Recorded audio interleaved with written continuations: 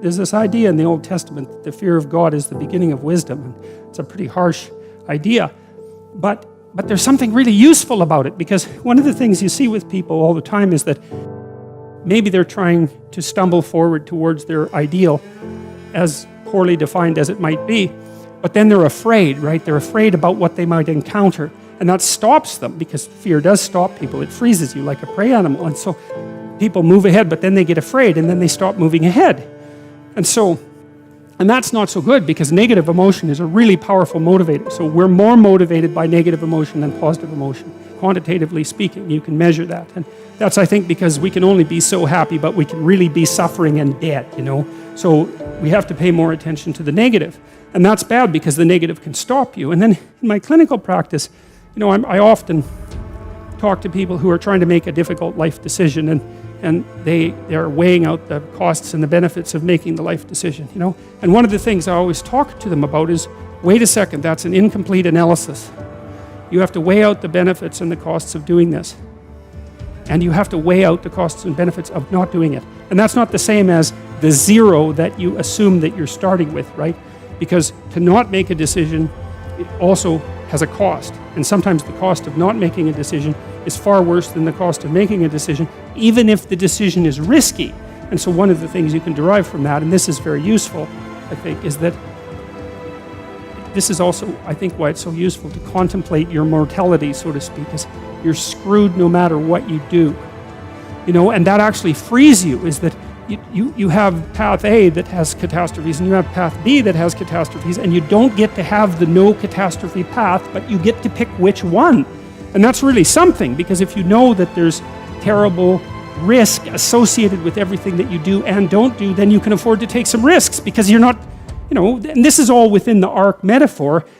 I'm still making the case that despite the fact that your life is essentially catastrophic, you can make a covenant with the highest ideal, and that will take you through it the best way possible. I'm still making that case. So then you think, okay, well, I'm trying to make this decision. I'm going to go try to do something difficult, and isn't that terrifying? And then you think, yeah, but wait a minute. What's really terrifying is not doing it. And then you think about the cost of not doing it. So in the future authoring program, we have people do this little meditative exercise, which is, okay, just think about your insufficiencies by your own definition, right? The way that you don't do what you know you should do. About the things that you do that you shouldn't do, that you know you shouldn't do beyond a shadow of a doubt, right? There's some things like that.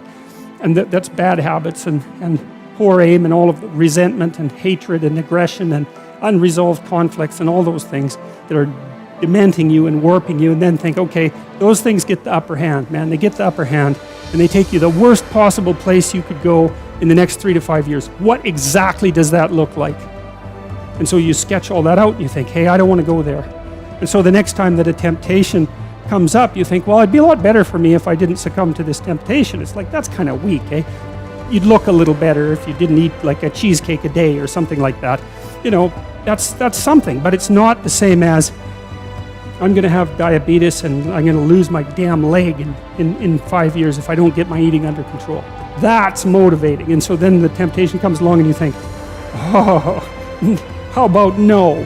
Seriously, how about no? Not just because a higher good would be obtained if I avoided it, but because a terrible catastrophe would be averted if I didn't. And so you want to get your fear behind you, right? You want to get it behind you where it's pushing you forward instead of in front of you where it's stopping you. And you get your fear behind you pushing you forward by actually thinking through the consequences of not putting your life together. And the least of those is that you waste it and suffer, right? Because you're going to suffer anyways, man. So you waste it and suffer. That's a bad deal. Because maybe if you're going to suffer, you could at least do something noble and glorious and upright and powerful and honorable and admirable and helpful and difficult. That's just so much better. And maybe that's good enough so that you think, hey, little suffering, it's basically worth it. At least it's a way forward, At least it's a way forward. Beauty is one pathway towards God. And it's saying, if you can't find another pathway, then why don't you use beauty? I'm sure most of you do that with music, because music is the one thing that modern people can't be cynical about. Thank God for that. And been fascinated by music because of that. it speaks meaning to people, right? You know, I've mentioned to people that they should clean up their rooms. That's become quite the internet meme. But I'm really serious about it because it's really hard to do that. And I've been cleaning up my room, by the way, for about 4 months now because my life was thrown into such a catastrophe, and also we were renovating. And so, but it isn't just that you clean it up, you also make it beautiful. And it's really hard to make something beautiful. And it's really worthwhile. And what's really cool is if you learn to make something beautiful, even one thing, if you can just make one thing in your life beautiful, then you've established a relationship with beauty. And then you can start to expand that relationship with beauty out into the world, like into other elements of your life. And that is so worthwhile. It's just incredibly, crazily worthwhile. And that's an invitation to the divine. You know, you have to be daring to do that. And people are terrified of it. People are terrified of color. They paint their walls beige.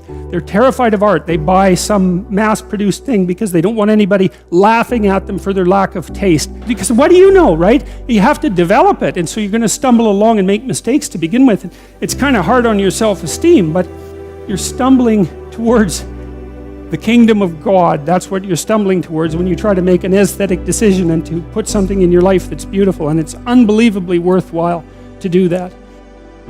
Man does not live by bread alone. That's exactly right. We live by beauty. We live by literature. We live by art. And literally, not metaphorically. We cannot live without it because life is too dismal and tragic in the absence of the sublime. So, and ourselves, we have to be sharp so that we can survive properly and orient the world properly and not destroy things, including ourselves. You are somewhere, you're a certain way, you're moving forward, something happens that you don't expect, it blows you into pieces, it introduces chaos, right? You face the dragon, you get the gold, or maybe the bloody thing eats you and the story is over. And then you get to where you're going. But then the question is, well, what happens when you get to where you're going? And that's a really important issue because one of the things that happens to people all the time in their life is that they get to where they're going and then they don't know what to do, right? So, for example, you graduate from university. It's like, okay, story over. Who are you now? Who are you the next day? And so what happens is when you succeed, then there's a success crisis. And the success crisis is, well, I've run this story to its end. Now what? What you should do when your story comes to an end, when you've achieved what it is that you want to achieve, when you've achieved what you need to achieve, then the next question is, okay, well, now I'm that person or I have that character. What do I need to do next? And some of that is always, well, what do I need to give up now? What do I need to let go of so I can move to the next plateau, right? Assuming that your life is a sequence of upward moving. It's like Sisyphus, except you're actually, each time you climb up the mountain, you get a little higher on the mountain. It's something like that. So it's Sisyphus with an optimistic bent. And maybe if you push the rock up the mountain properly and let it roll down, and if you do that right, then it's okay. Every time you roll it back up, it's better in some sense. You know, one of the experiences I've had in my life, fairly commonly, in a variety of different ways, this is especially true when I was paying a lot of attention to my dreams, which I did for about 15 years, I guess, something like that. Now and then I would feel like I'd learned some things and had sort of consolidated them, and then before I went to sleep, I'd think, okay, I'm ready to learn something else. It's like, and I didn't say that without trepidation, and because usually when you learn something, you know, it's not that pleasant, because you usually learn something about why you're wrong. And the deeper the thing that you learn, the more you learn about why you're wrong. And there's a death that's associated with that, because then you have to let that part of you that's wrong die. And that's the sacrifice, right? And so you have to make a sacrifice. You have to be willing to make a sacrifice before you're going to learn something.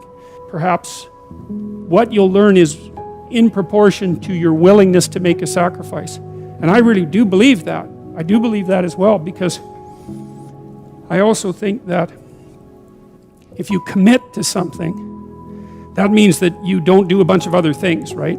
So that's the sacrifice of all those other things. You commit to it and you set your sights on it. If you really commit to it and you get the sacrifice right, so to speak, then the probability that that thing will be successful vastly increases. And I think that that's also not a naive way of thinking or a foolish way of thinking. My experience has been that that's the case.